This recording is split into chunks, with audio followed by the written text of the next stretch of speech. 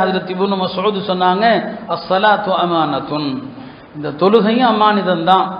ஏன்னா இந்த தொழுகையை தக்பீர் தஹரீமாவிலிருந்து முடிக்கிற வரைக்கும் எப்படி என்னென்ன விஷயங்களை பேணணுமோ அதை நீங்கள் பேணி தொழுதாதான் உங்க தொழுகை அமானிதமாக தொழப்பட்ட தொழுகை. தொழுகையில் ஒரு சஹாபியை பார்க்குறாங்க, நபி ஸல்லல்லாஹு அலைஹி வஸல்லம் அவங்க தொழுகையில் இருக்கும்போது தாடியை பிடிச்சிக்கிட்டு இருக்கிறாரு.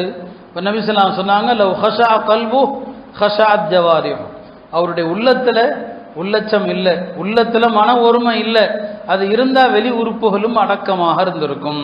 இப்போ நம்முடைய தொழுகையை பார்த்தா என்ன சொல்லுவாங்க, தாடியை பிடித்ததற்கு இந்த தொழுகை அடக்கம் இல்லாத தொழுகை சொன்னாங்க. உங்களில் தொழக்கூடியவர்கள் பல பேர் இருக்கிறாங்க, ஆனால் சில பேருக்கு தான் முழு கூலி கிடைக்கும், சில பேருக்கு பாதி கூலி கிடைக்கும், சில பேருக்கு 3ல் 1 தான் கிடைக்கும், சில பேருக்கு 4ல் ஒரு பகுதி கிடைக்கும், சில பேருக்கு 10ல் 1 கிடைக்கும், சில பேருக்கு 9ல் 1 கிடைக்கும். குடைச்சிட்டே வந்து சொன்னாங்க, சில பேருடைய தொழுகை அந்த தொழுகை அவர்களை சபிக்கும்.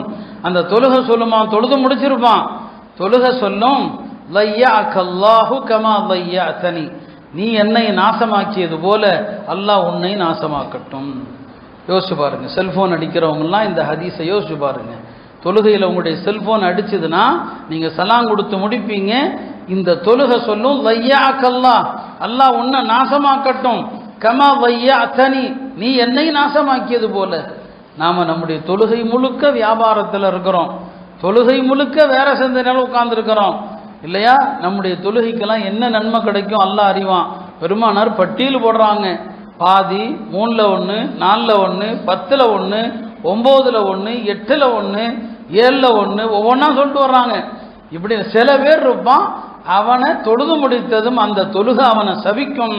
கடைசியா சொன்னாங்க, அந்த தொழுகை பழைய துணியை சுத்தி எரியப்படுவது போல அவனுடைய முகத்துல தூக்கி எரியப்படும் சொன்னாங்க.